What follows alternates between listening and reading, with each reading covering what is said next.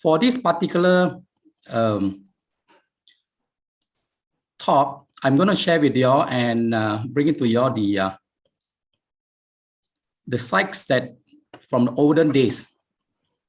But most important that the whole particular trip that we're going to go tonight, we're going to start somewhere in Penang, not in Kedah as what people thought Bujang Valley is in Kedah.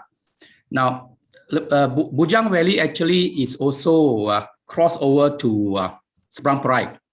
Now, if you look at this Google map, these are the few places we're going to go. Okay, so I'm going to start off with the talk for you all to look through this particular map. You can see that there is a church in St. Anne, Bukit Mentajam, and from there we'll move up north. This is the place that actually a lot of you might been there.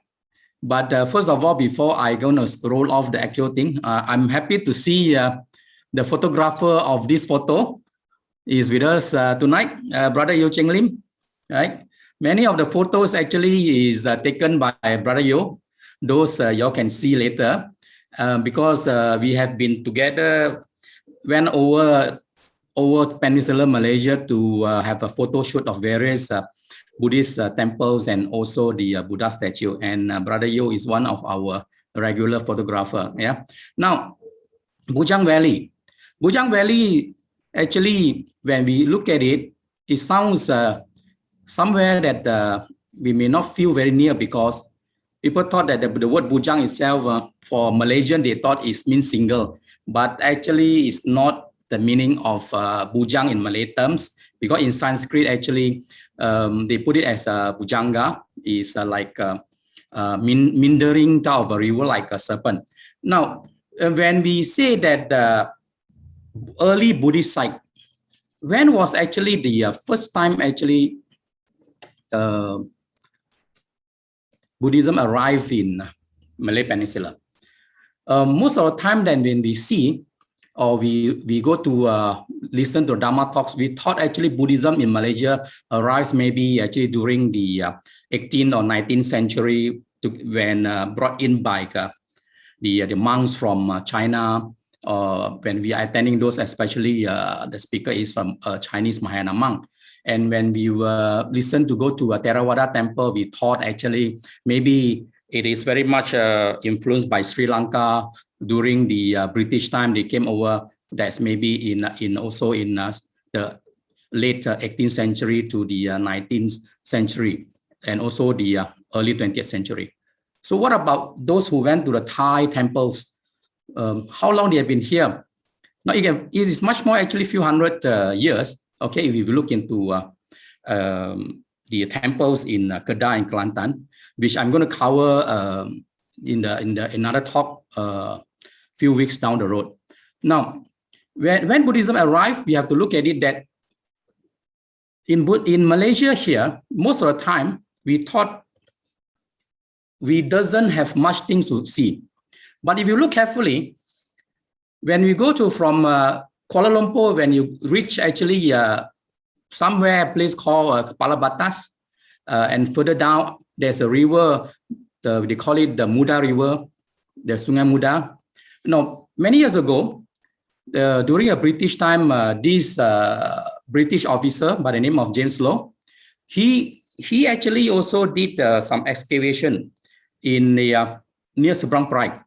In this particular area, which he managed to dig out a stele, or they call it the stone slab, which with the writings of Sanskrit writing, with the Palawa script. Now, this particular stone slab, they call it actually the Buddha Gupta inscription. It is very, very much important because when it was discovered in 1834, this is one of the earliest, because the archaeology in Malaysia actually is not very old. It's only 180 years about that, since James Lowe actually discovered this particular stone slab with the Sanskrit writings of the Pallava script. And after that, nearby, he also actually discovered something else larger. But the Buddha Gupta inscription is very clearly a very Buddhistic, I'm not saying Buddhist, it's a Buddhist actually writings which related to karma, right?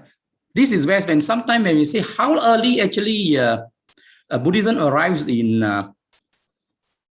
let's say, don't say Malaysia, because they'll be including Sabah Sarawak, let's say in Peninsular Malaysia, if we trace back how old this particular slab, then look at it, it is about 5th century. Meaning that if it's a 5th century, is it actually this slab, is it done locally or actually is brought over from other countries? Just like sometimes when we receive some Buddha images from monk or what they present to us, sometimes it can from other countries, not necessarily actually produced in Malaysia. This is where we have to look into it, that something that arrived, if it's local, we know that that means somebody have done that. But if it's from foreigner, it doesn't necessarily that means that it is actually started from based upon the carbon dating of the particular stone or inscription. But this is about 5th century. So is it that the Buddhism arrived in Peninsular Malaysia since the 5th century?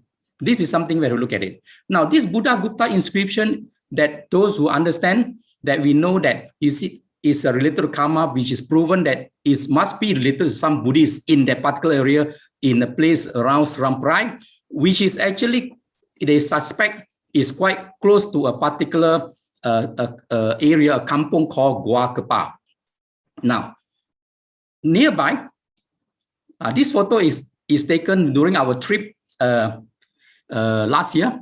Okay, this is what they call a Ceruk Tokun inscription, also founded by James Low in 1845. And this stone is a huge stone actually, and is engraved with the wordings, also with the related with Buddhism, because that words that stated there it is something that meaningful on that. Now, these two particular artifacts found by James Lau actually reflect the area, meaning that this one was in Bukit Metajam, right? And Bukit Metajam actually in Penang. This how far actually when you say Lembah Bujang, the type of influence of Buddhism, how far it went to until actually Bukit Metajam, because this particular Ceruk Tokun inscription is in a very interesting place. Is inside a church compound. Okay, and this particular inscription, when they roughly translated, it said that I acknowledge the enemies of the contented king, Ramuniba, and the wicked are ever afflicted. This is said by Manikata, the protector of all great Buddhas. You see, this is where actually, when you look at it, it's stated that way means that that is related to the religion. Why I mentioned actually the Ceruk Tokun's inscription and also the actually the Buddha Gupta inscription first, without going actually to other sites in Kedah. Now, this is to share with everyone. In this particular area, there is also one particular archaeological gallery. They call it the Gua Kepa Archaeological Site. Okay, this is where the gallery.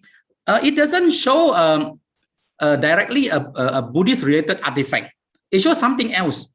But this something else, what is important is that going to relate to what I'm trying to say is a skeleton of a woman, 5,710 years old. They call it a Penang woman, found at the Gua Kepa. Okay, now you all know that those who knows the Malay word, the Kepa means like the shell.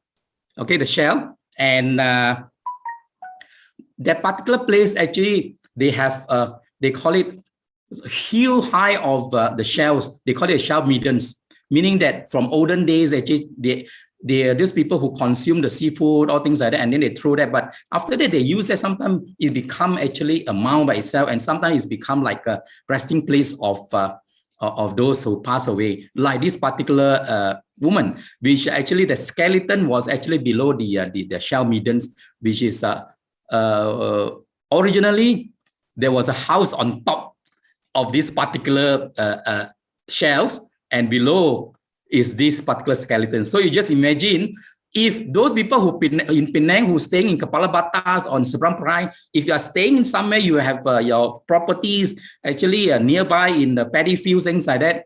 So maybe you have to check through whether down there got any other skeletons under your house or not, because this area, if this proven that actually this skeleton is 5,000 years, means that and with so much of the shells have been consumed, means that there's a lot of actually people or the community is staying there.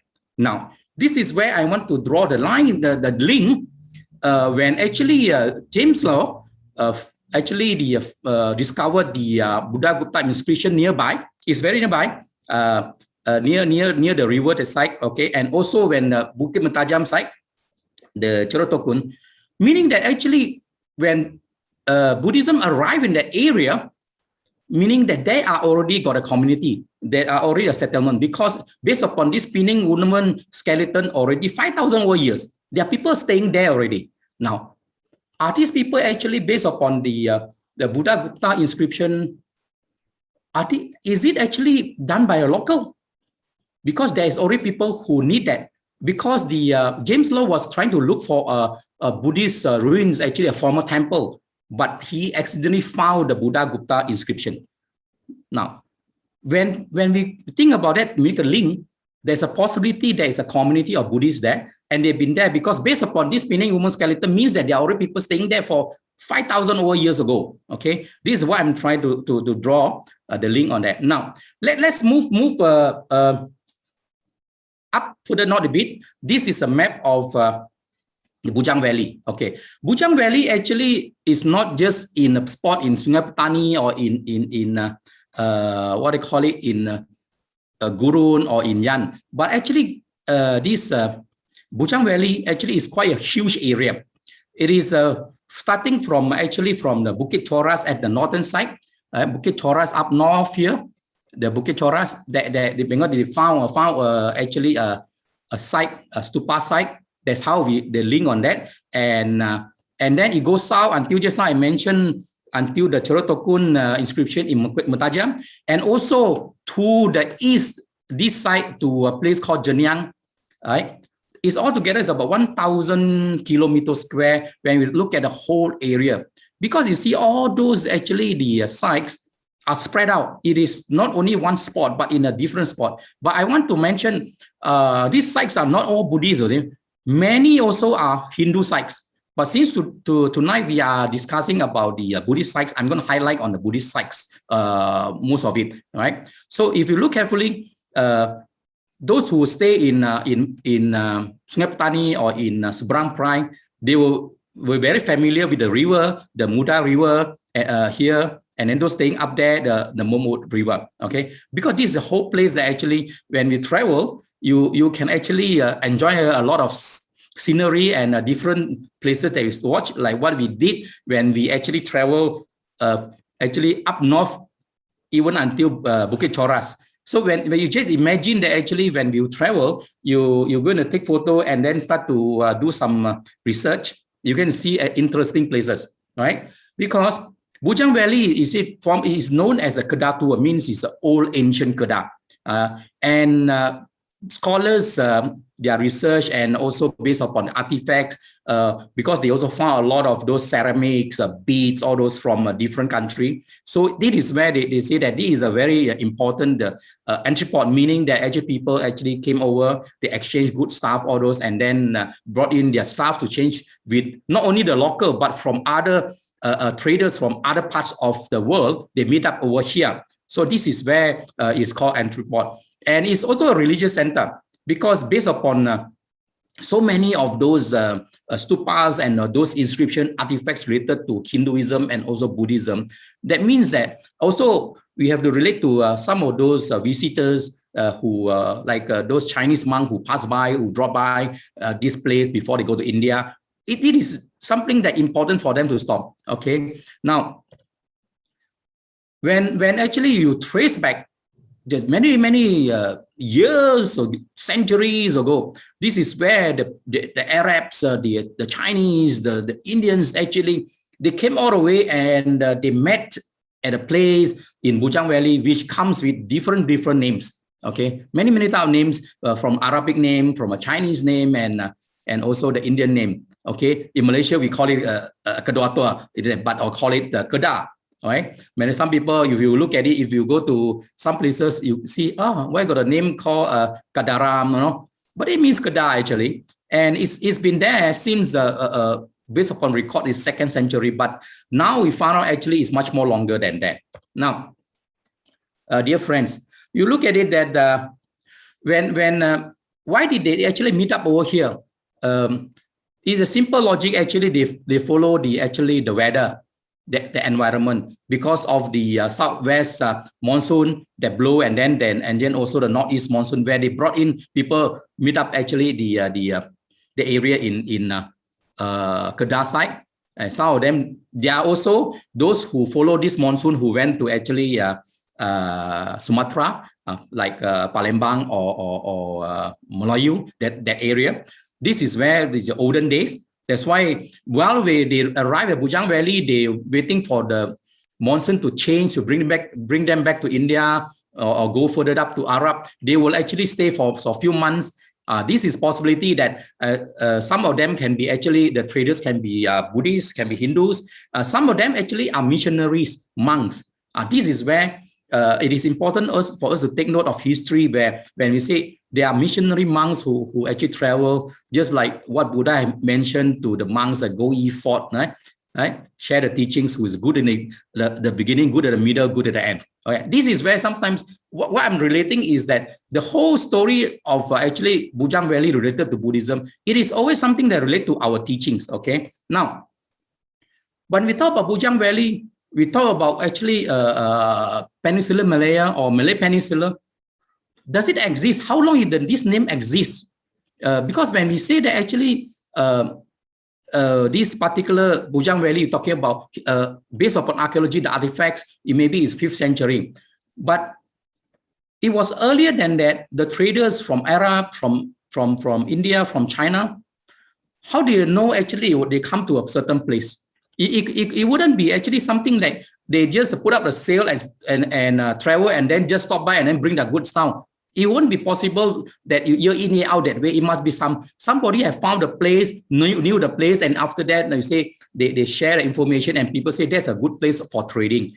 And what is the name of the place?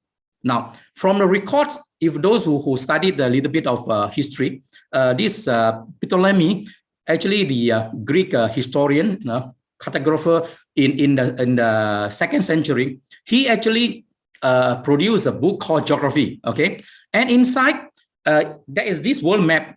If you look at it, that is the world map, right? That produced by Ptolemy. Now, within the world map, you extract it out, you're going to see this part, and this part is the huge thing. They call it the Aurea Chersonese, or a golden Chersonese. Means that what? When you translate it, it becomes that is a golden peninsula, the golden land. Now, that is a place actually is the Malaya Peninsula, okay, which he wrote the book is around 150 AD. That's basically 1,900 years ago. Now, friends, those in Malaysia, I pinpoint this thing and see whether you can see this particular word, especially those from Terengganu. You look at this word. Does it read like Primula? Those people who went to stay in a hotel, if you all recall, there was a Primula hotel, right? Now you just imagine this name already there when Ptolemy actually drawn this. You see how these are names related on that. And some of the story actually, if you're not mistaken, looks like this one, look like the word Moai, if not mistaken. Okay, so some of the names is very old. Now that means that the golden actually peninsula or the golden land has been known since 1,900 years ago by the Greek side. Means that actually worldwide, and those people who actually from Arab, from India, from China, if later stage we look through later, that they have reached this place and they have come with a different name. But we know that people already knew about Malay Peninsula long ago. And if we look at artifacts later, when you trace back, then we will start to relay back how far actually Buddhism has went back in this Malay Peninsula. Okay, now this particular term, just now the Greek they talk about actually the golden Chersonese, but if we know that actually in some of the olden texts, including religious texts, like the Jatakas, like the what I call it, the Milinha Panyas, the Christian Milinha, and also Ramayana. Actually, there's this word Swarna Burmi, and Swarna Burmi means actually golden land. Not that, and it is possible that this was actually coined by ancient traders, right? And until now, there is still argument. People say that where is this Swarna Bhumi? In search of Swarna Bhumi. If you go to Myanmar, you go and talk to the Buddhist friends or things that, or even other normal Myanmarese people, they might tell you actually Swarna Bhumi is in Myanmar. But then those who go to Bangkok, no need to ask lah, because you know very well. The moment you landed in Swarna Bhumi.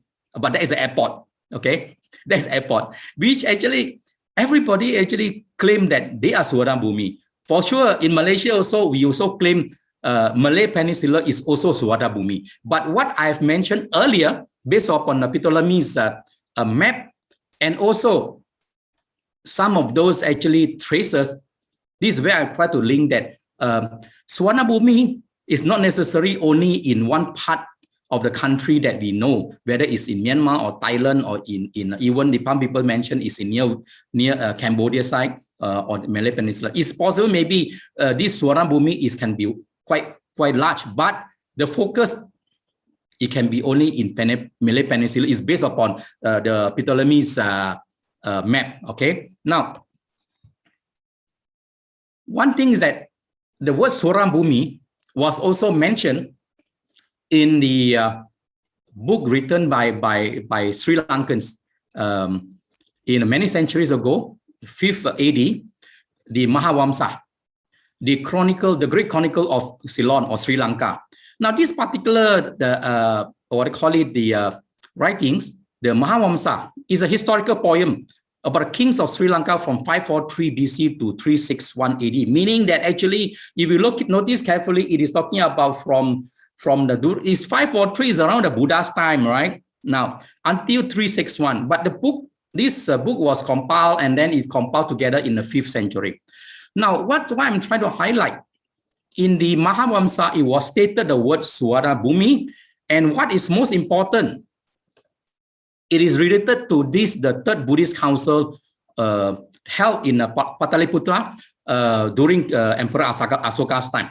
Now, and during this particular Third Buddhist Council, after they finished, there's one decision by the Venerable Moggallana at this Putta, was something like an action plan after one meeting.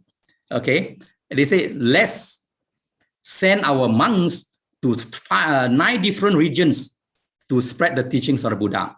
Now, as I mentioned earlier, remember what Buddha had mentioned to the monks earlier is the word go ye forth, right? That means go ye forth to the monks and then spread the teachings.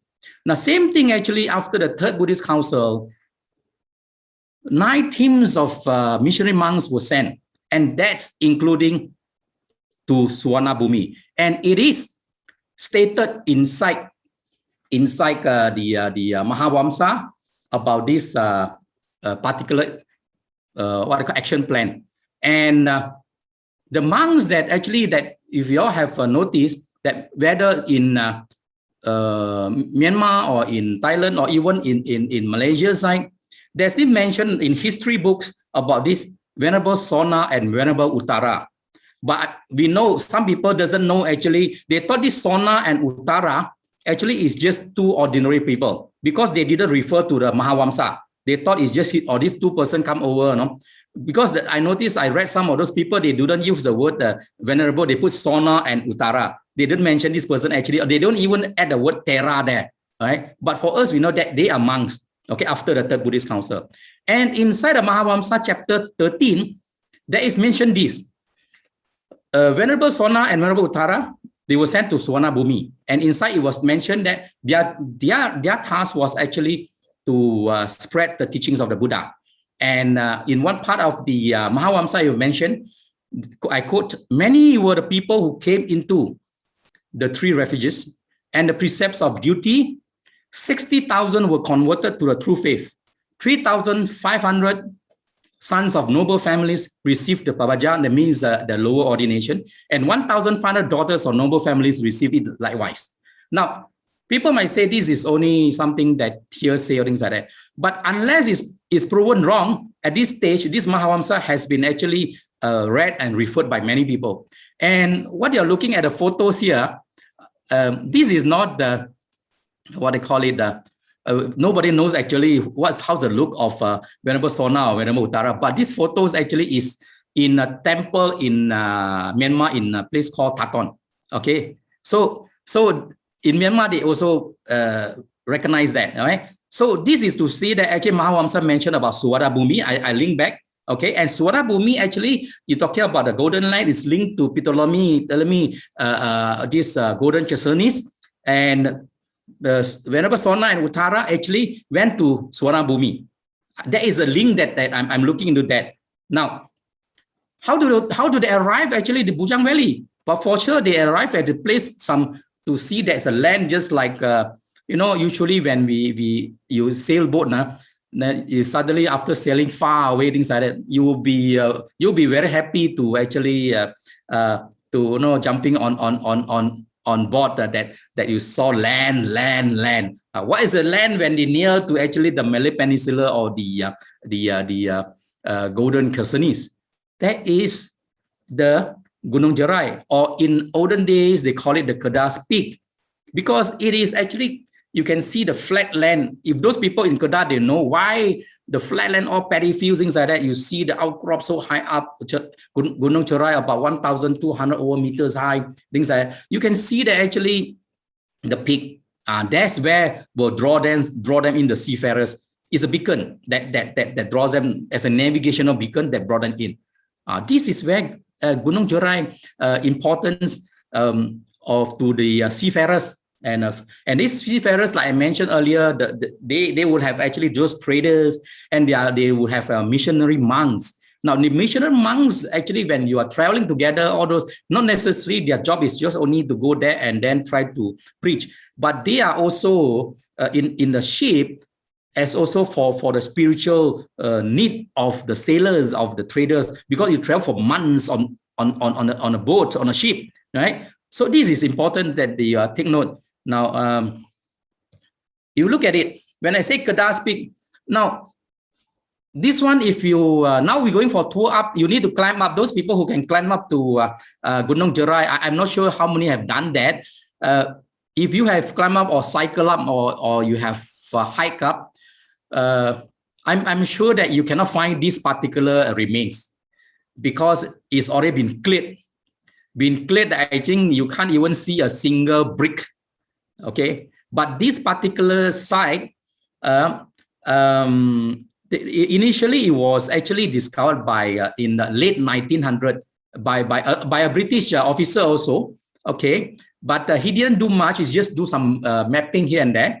And about 30 years later, another actually British guy who is actually the curator of the Perak Museum in Taiping, right? By the way, the Perak Museum in Taiping is the oldest museum in Malaysia. So he actually went up to do excavation and do some research work. And this is a photo that actually they readjust and they put. It's not exactly you see the bricks that's been laid that way, but that this person's I.H.N. Evans is the one that his group talking about replace these places, and then this is how it looks like the base.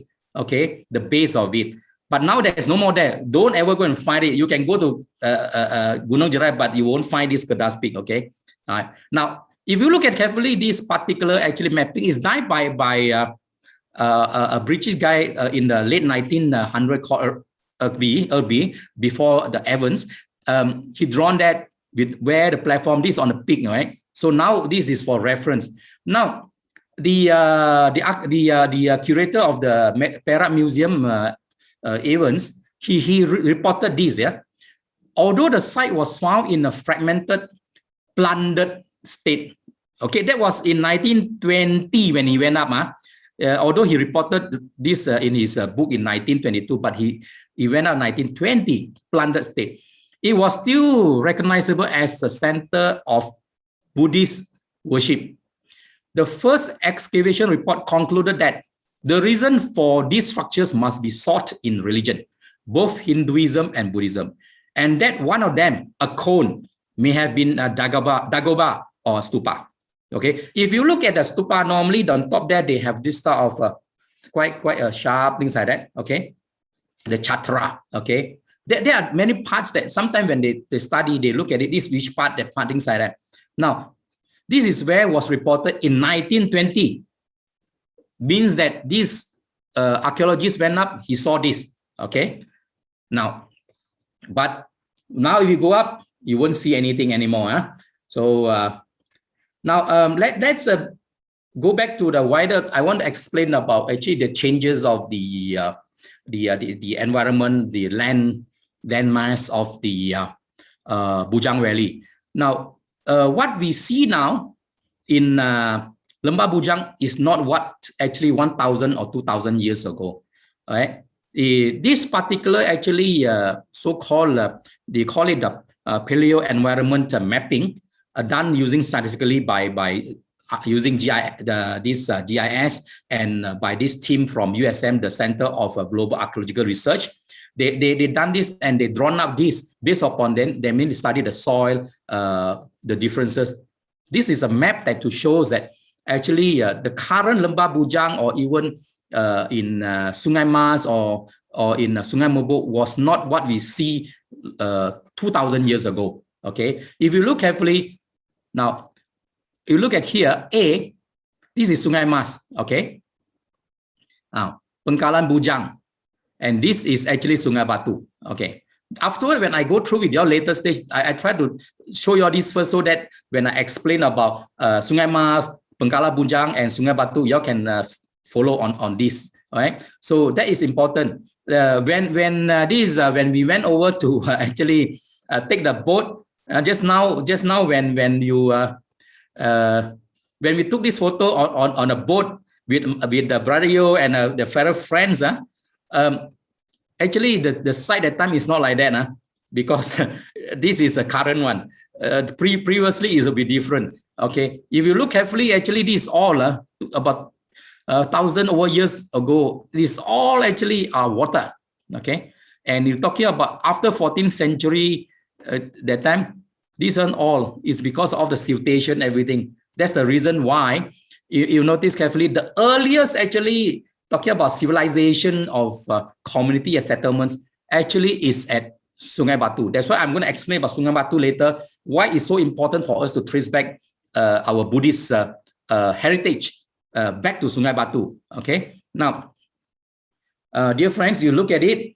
Now, the report from the USM team, they say that by using the global information system, geophysical and geological mapping for paleo-environmental reconstruction, the center found a new site, Sungai Batu, that seems to reveal older evidence based on the evidence of paleo sea level from transient electromagnetic TEM studies and core drilling stratigraphy. We found that during the 1st to 3rd century Christian era, most of the sites near Sungai Mas and Sungai Bujang, that means including Pangkalan Bujang, were still under the sea or in swampy areas.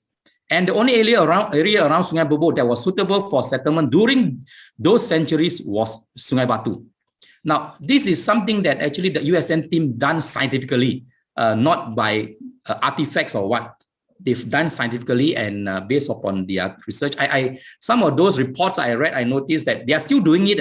Some of those teams are still doing it to search in certain sites. Even they want to search about the base for a stupa. They want to see what the soil below to see all those.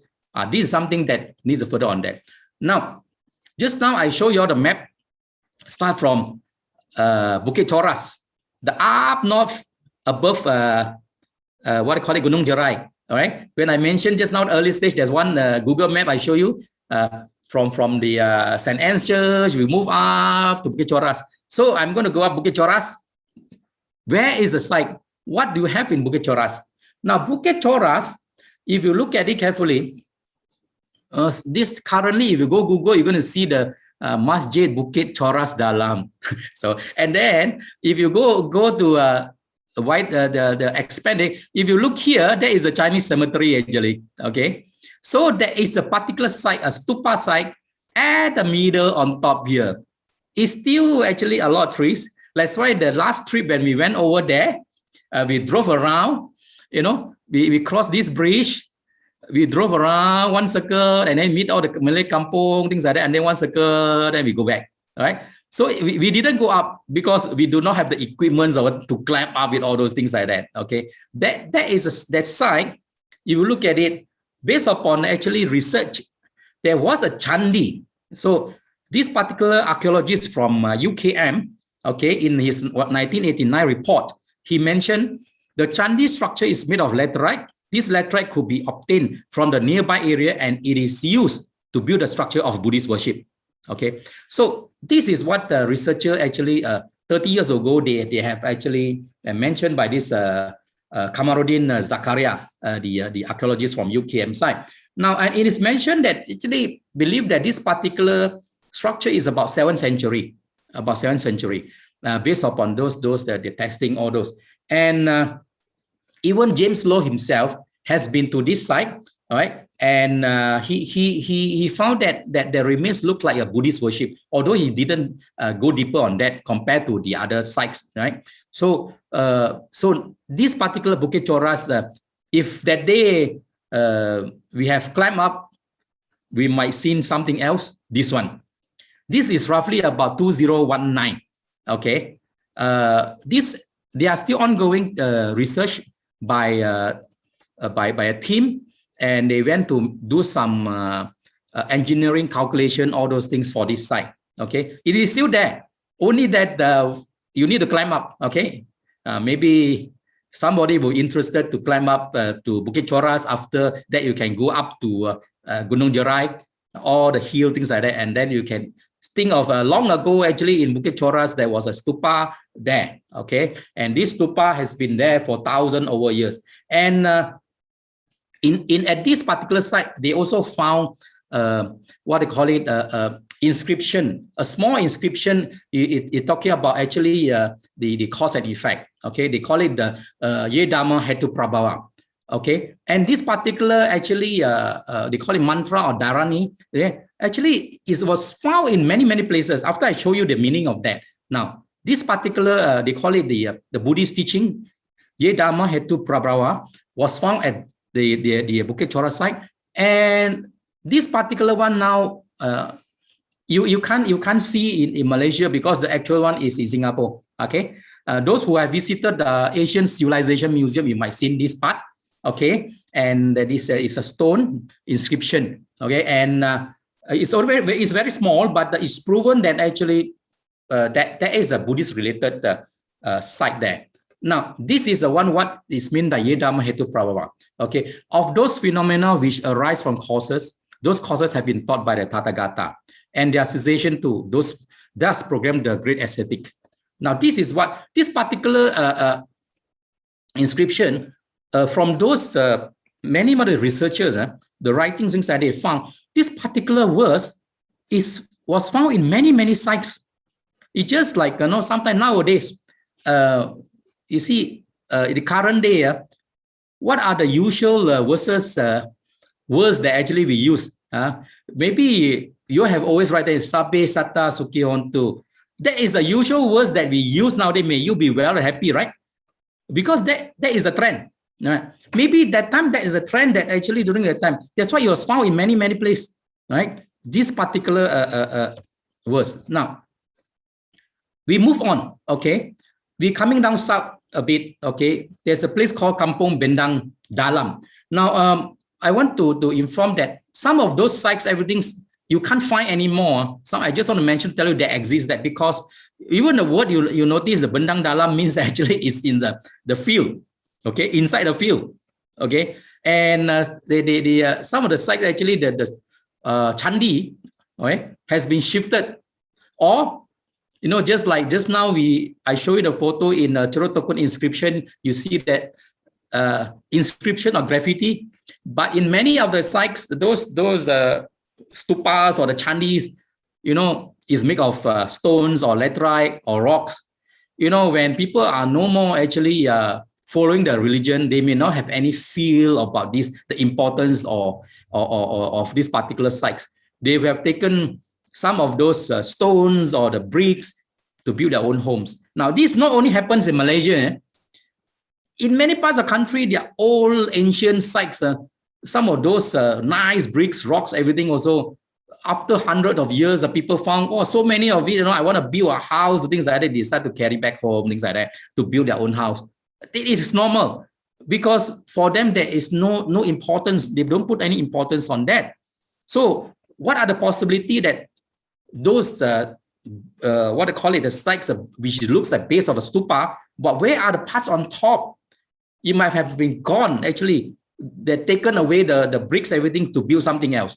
Now, this particular Kampung Bendang Dalam's,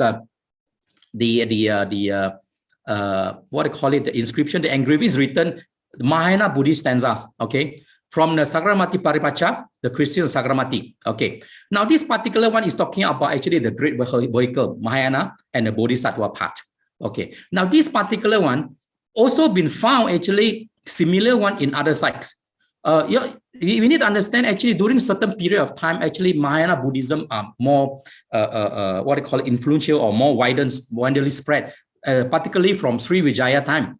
Okay, we know that Sri Vijaya, certain part of later stage, is much more influenced by Mahayana, and Lembah Bujang is part of their link of their what they call it, the maritime entry ports with some influence. So this is where actually the Mahayana Buddhism actually in a certain part of the centuries, they are more widely spread on that. Now, if you look at it, now this is a part of the summary of the particular Mahayana text on the Christian of Sagramati Pracha. Now, when we look at it, the study where it goes, so it's related to Mahayana Buddhism.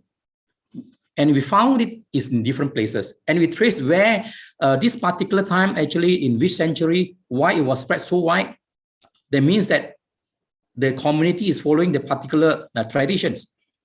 When you study, you go deeper and deeper on that. While you have came down from Bukit Choras, actually one of the major places, if you think that you have no time to actually to go through so many sites, go here and there and see, you just go to one place, which is actually you have an option of going to the air-conditioned room or going to the open air. That's the Lembah Bujang Archaeological Museum, which actually you can see a lot of collections that from earlier stage they're found by whether the British archaeologists or even the local Malaysian archaeologists later. They put the artifacts from the 3rd to 12th century. Right. This place actually is in Merbok, and you go there, not only you go to the aircon galleries, you can actually also visit some of those chandis reconstructed or been shifted from somewhere else, so that for tourism purposes, you can go one side and you can see actually 4 chandis at the same time without going through different parts of actually Lembah Bujang. Okay, this museum was opened in 1980 by the previous Sultan and also previous Agong in 1980.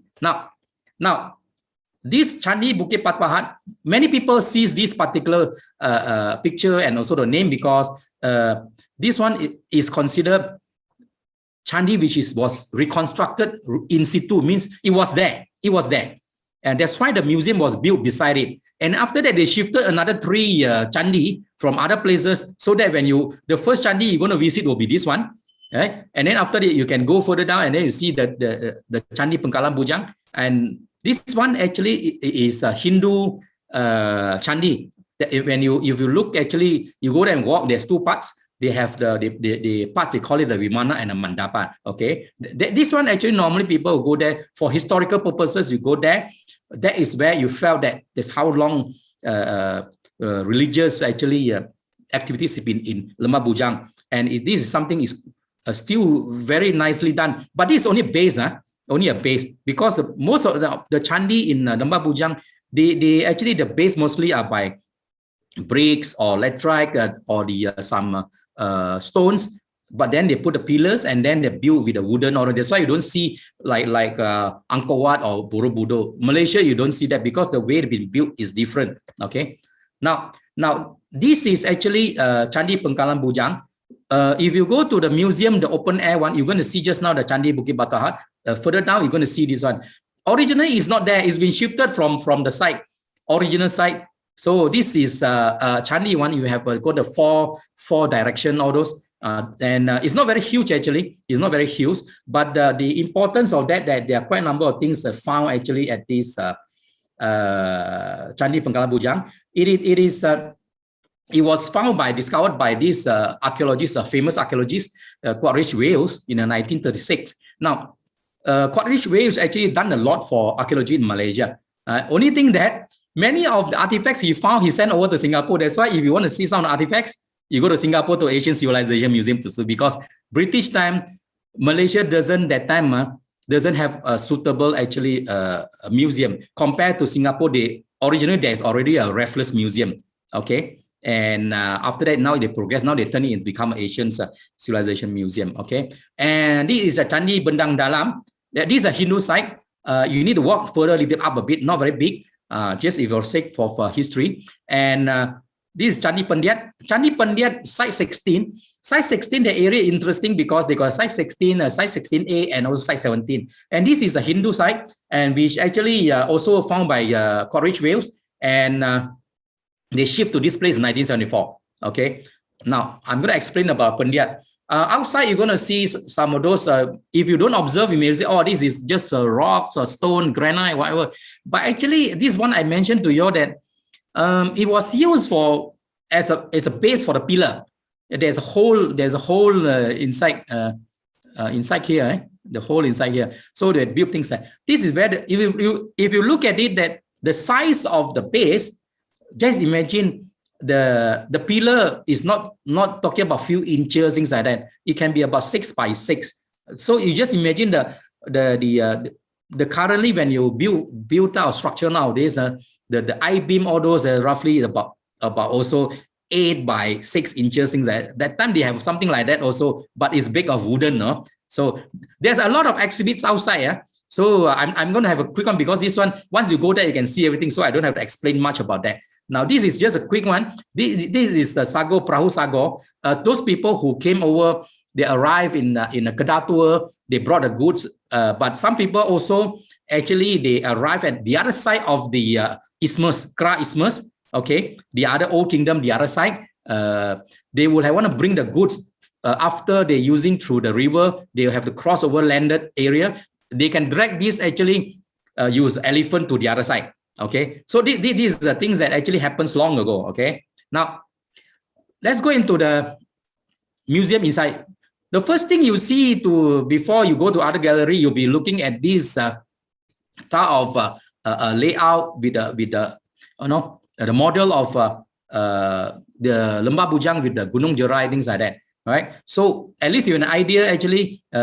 See where when you came, you see this one, Now just now I showed a photo of the Gunung Jerai. Actually, we were somewhere around here that took the photo. We didn't go out to the Strait of Malacca, but we took a boat actually around there, and then our brother took a photo from the side. Okay, so you can imagine actually.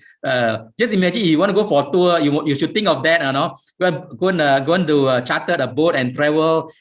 Travel around, go and outside there and see. Travel, go up to all the Merbok River inside, and then you can reach until the Bujang River, then go to the Semeling mangrove. All those. There's many things that you see. The heritage of in Bujang Valley. Now, in 2017, actually, the Malaysia Buddhist Festival, we organized a seminar. 100 over Buddhist leaders were there. So we were actually having this type of what they call lectures and also site visits. Okay. Now, this is inside the gallery. This is only one of the photos. There's so many we taken. I just want to show quick on inside. You can see actually this stuff that I mentioned. Actually, the platform, the base. So you can put the pillar on top, all those. And some of inside also you found some prayers items, all those, right? But what I'm going to show you quickly is much more related to Buddhism. Inside the museum, you're going to have this sort of exhibits. But I want to highlight not all the exhibits are original. Many of them are a replica, including this and also this. Okay, this is the Buddha Gupta's Gupta style, the bronze Buddha, and this bronze Buddha actually was discovered by the wife of Quaritch Wales in about late 1941, when during the coming to the war at time of World War II, and at the site 16A. Remember, just I mentioned there is a Chandi Pandiat at site 16. So this is site 16A, just neighboring, right? And they found this. This is the most famous actually artifact, because if you look at it, it's still considered nearly quite perfect of it. And this is about 5th or 6th centuries Buddha style, the Gupta style. And the Buddha actually showing the type of the Warada Mudra, where the type of welfare, giving, dana, is giving out and things like that. So this is very important. And if you want to see the real one, I want to repeat, go to Singapore. Because this, wherever found by actually Quaritch Wales, he sent most of it to Singapore. Okay. Now, and this one, the Buddha Gupta inscription found by James Law, this is also a replica. Okay. If you look carefully, actually, it looks like this is stupa, and with the chatra, with the hamika. So you go up, things like that. So this is where, and then they got engraved of the wordings here. Okay. That is, they call it the Buddha Gupta inscription. About the teachings, and then the original, you must go to India, this one, because James Law found this, he sent over to India. The original is there. So this is the copy that we got from India, right? So a lot of things sometimes is like that. All right. Now, this is original. It's made of just of local, what they call it, the clay that around in the sites, near the sites. Okay. You look at it, this type of material is quite normal in Malaysia, okay, but it looks very crude, not very polished or things like that. Okay, so this is where you see the Buddha images. That is a reflect, and locally made, because they tested all those, the soil, everything. The soil is from local, means it's made locally. It's not from India or things like that. Just like the bronze also, they studied it. It says it's made locally. Okay, just because you must understand that actually. In Lembah Bujang, particularly in Sungai Batu, they already got a long tradition of iron smelting. So doing some bronze things, all those is not something that actually very, very odd or what. Okay. Now, if you look carefully, this one and this one, it looks similar, right? But it's from different side. This one is from Seberang Perai. Okay. This one actually from Sungai Mas.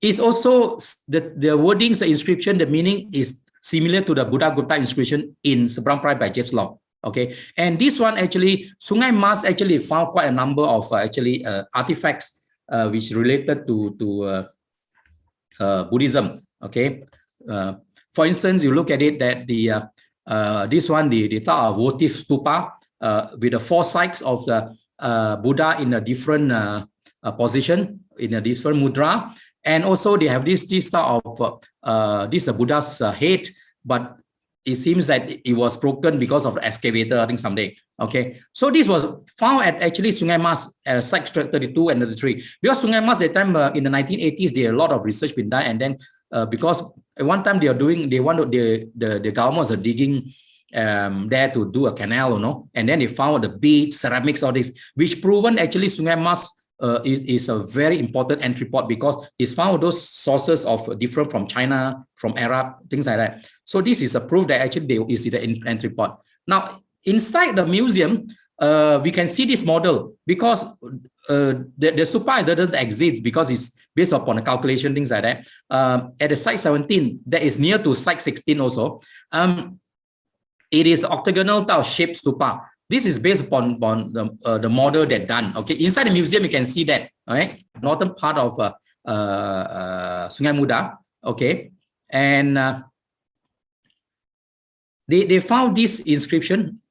Also the Ye Dhamma Hetu. Just now I have shown you It's found in few other places, and Bukit Meriam is one of them. And also this they also found a Gupta period stupa, the base inside at this place also. Okay. Now, just now I show you some the locally made the Buddha statue, smaller things. It is found here at the Kampung Pangkalan Bujang, the Candi site. There are actually got few sites. They have sites 19, 20, 21, 22, and 23 nearby. But this is the Buddhist site which actually they found the stupa and also the terracotta images which is actually around the area. Now this photo was taken by me in 2017, yeah, 2017 when the Lembah Bujang museum curator brought us there, okay, and show us where they actually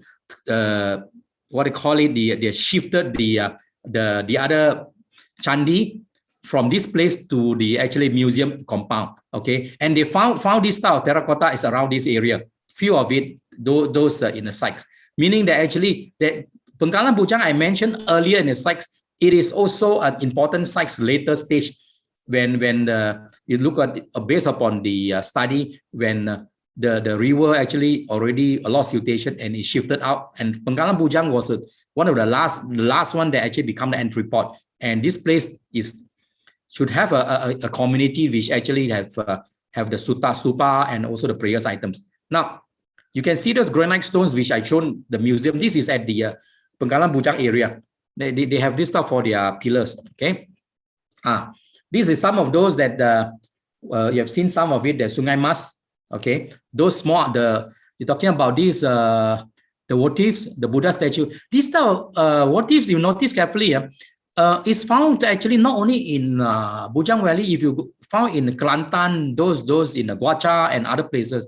Normally, if you go to other country or I think some Buddhist country, they still do that. Small is larger than 50 cents, but you have the Buddha image inside that, just offerings. Okay, so this is things that is still you look at it and say this is something very familiar because currently we still seeing this thing now.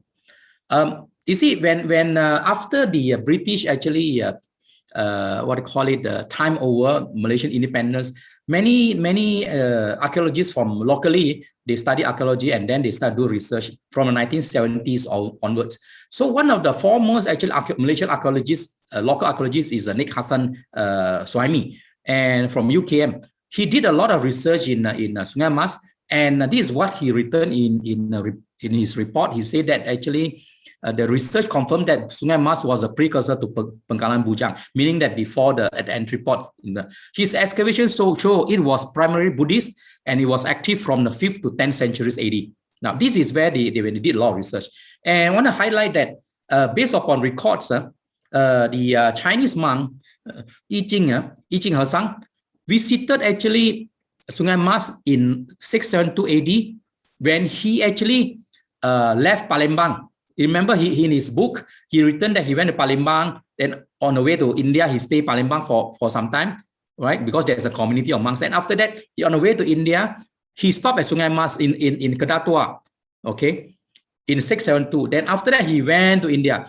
After 12 years in India, he came back, he dropped by again. It's something like a halfway house because of this now the monsoon stop there. So this is important that we take note because the community is there. If the monks are there, that means some people still can actually, if in the Theravada aspect, say can give dana, right? Okay. Now, the latest actually archaeological park or the complex is in Sungai Batu. That's in Lembah Bujang one. It was actually initially they have actually found something actually about in earlier stage, but it was more effort was put in after what I call it, the team from USM. They found some remnants, and 2009 the USM team actually found something that actually we put it that shook the archaeological world, right? Including those the Buddhist world, if those people are aware. Now the site actually is not this dot only here. It is here, and it seems that they built this road before they found all those things, right? It seems that Below this road, there are still some sites, but they already built the roads, so you cannot do anything. So they have extended things like that. Now, previously, we most of the time we visit here, but now they find some of those actually sites over here, and it's traced back to 788 BC.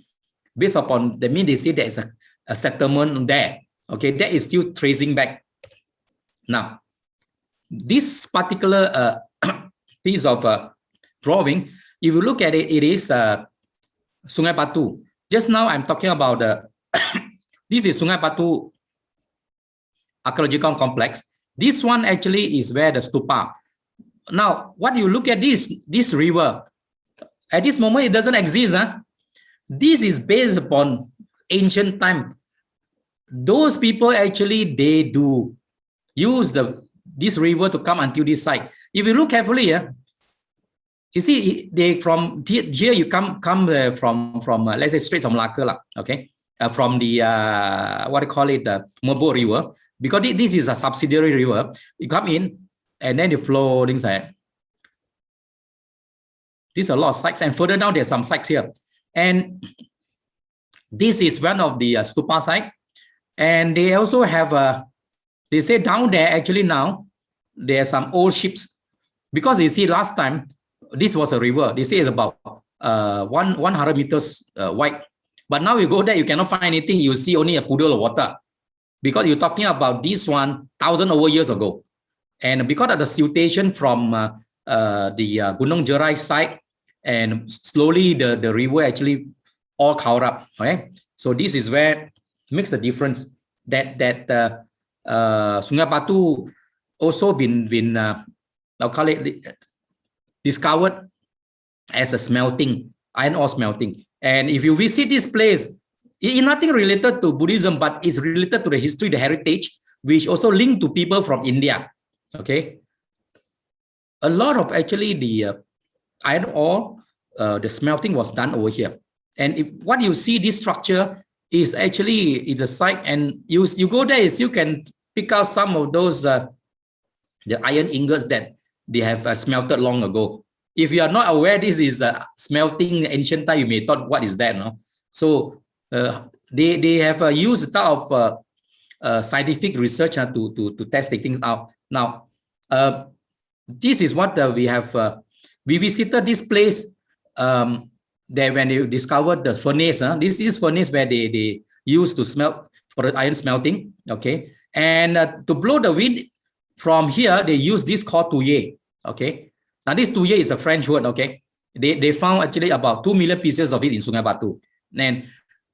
And this photo, if you look carefully, this one I have to thank to Brother Yo for taking this picture. You know, this is a magnet. Why is stuck to this rock? Because there's iron ore inside. That is where it's still there. You know, although there's only oil palm plantation, it's still there. That it shows that actually the iron's been used, exported to Arab, to India, to make swords or whatever in a foreign country. That's why the traders, the seafarers came here, right? Now, this is now the celebrated site of Bujang Valley, particularly Sungai Batu. Now, this is interesting because normally for stupa in Bujang Valley, seldom you find this style of things. You sometimes you only saw one layer like that, the bricks. You know, you don't really have something the platform. Only thing this one, if you look, those who are aware the structure of the stupa, this one actually is circular, and then on top this is squarish actually, and above there's another round one. I mean, stupa in different country they have a different type of structure, but you know there's a base where and then you have the body, then you have the they call it the hamika. Then after that, you have the staff, and then with the chatra, it go up, things like that. So this particular site, which many scholars, they say this is a stupa, Buddhist stupa particularly, and they found actually artifacts here also. And the artifacts that they found actually also include, just now, the inscription that I mentioned a few times already there, and some of those like what they call it, they found this what they call it, the Christian or the inscription of Christian of Sagaram Pracha, and also they found those style of the bricks, everything to build the stupa, all those things. Now, they say that based upon the what they call it, the optically stimulated luminescence samples, they assess this structure is about 1,900 years old, meaning that it's been tested. Okay, it's not something that we hear say all the time, but they have tested, and foreigners also visited this place, archaeologists, and they have made comparison. And if you talk about actually 1,900 years old, you backtrack it, it's about in the 1st to 2nd AD. This structure, disregard whether it's religious or not, is considered very old. But when we talk about religious, especially Buddhist, it's much more older than Angkor Wat and Borobudur. Although it's not as huge as the two structure, but the years, the number of years. Now, why I want to highlight this one is because there is a relation on this. If you look carefully that Kedaton's period, okay, Borobudur, Angkor Wat. So if you talk about actually, this is what they call it, 0 AD, yeah. So it's talking about the here, around here, about 1st to 2nd AD, Borobudur is much more earlier. Now, when they use the testing, that's how they found it on this. Okay. Now, they use a chronometric dating bricks taken from bottom layer. They give the structure 110 AD, meaning that they say this one is 110 AD, and above here is about 500 AD. It's about 500 to 600 AD, means about 6th century. Meaning that they say this one and this one is a different one. So, and their argument, they say some say this is not Buddhist, right? But this is where I want to draw the link. When you look at the inscription, the base, what was found in the community there, and we're talking about references, research, the stories from past. What is it that lies ahead? That Sungai Batu, we want to trace back. Is it Buddhism? Actually, it's been here for about 2,000 years based upon this stupa. So the question is that we need to do much more further to see what is ahead.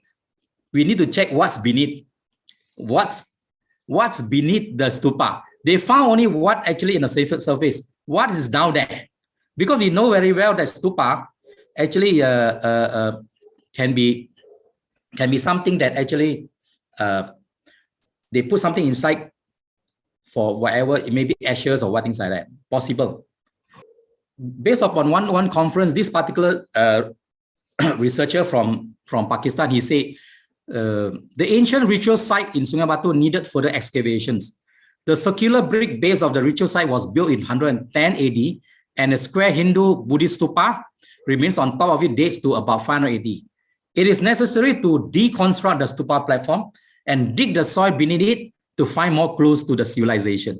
So this is something that the researcher will suggest when they want to find more things inside. Okay. So, but the question is whether it be done or not. There's many considerations, right? That by the government and the availability of the researcher and so on and so forth. Okay. And my conclusion is that on this whole top that I link you to the Ptolemy's map, to the Suwana Bumi with the Mahavamsa and the archaeological testing, all those.